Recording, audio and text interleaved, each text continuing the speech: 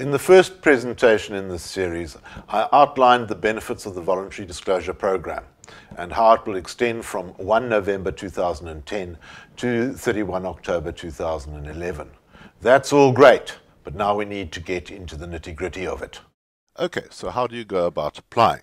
Well, it's quite simple. You can either contact SARS and get them to send you the form, or at your convenience, on a couple of clicks, you can get it through e-filing. And the form itself is quite simple. It looks something like that. It's called a VDP-01, and you can see that most of the information required on the form is just basically names, addresses, telephone numbers. But let's go into the application in a little bit more detail. You're going to have to submit the following information: names, addresses, telephone numbers, identity numbers, etc. That's all the usual stuff that you do in any SARS communication. The address of your representative who might be helping you, including contact details. The tax years and reporting periods that are involved in the disclosure.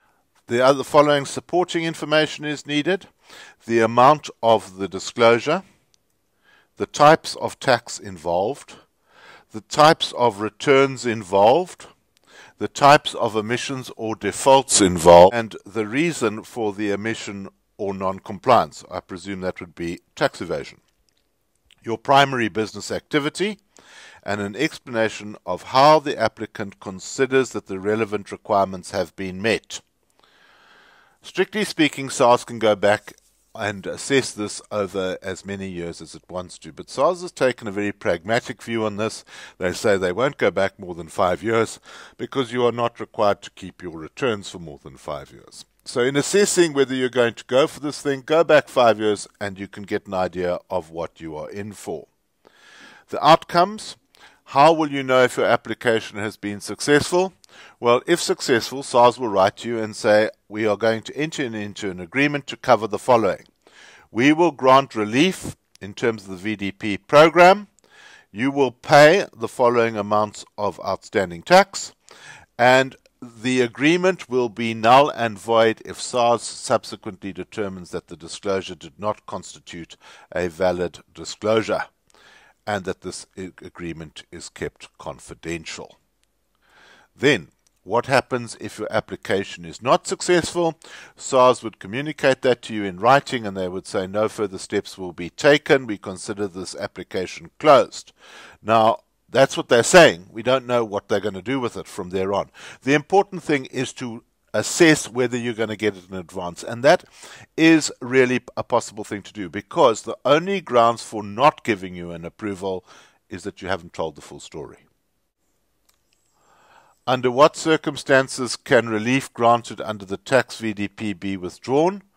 SARS can withdraw if we did not meet the requirements, i.e. that there has not been full disclosure, and that's the important issue in the whole thing. Come forward and tell the full story. What are the consequences if the VDP has been withdrawn? If the relief is withdrawn, SARS will treat any payment that has been made pursuant to the VDP program as a part payment towards further tax obligations. In the event of the relief being withdrawn, what recourse is available? Well, that action would be subject to objection, appeal, or review. There's only one question: do you take the deal? And the issue there is, look into the future. In the future, we're going to live under the Tax Administration Act. There, things are going to be a tremendous amount tougher than they are today with regard to interest, penalty, and criminal charges. And what we have to say is, facing the future, we don't want to be in a position where we are judged on some silly things that we did in the past. People still ask me, do you take the deal? I say, take the deal or emigrate. South Africa is not a place to get into trouble.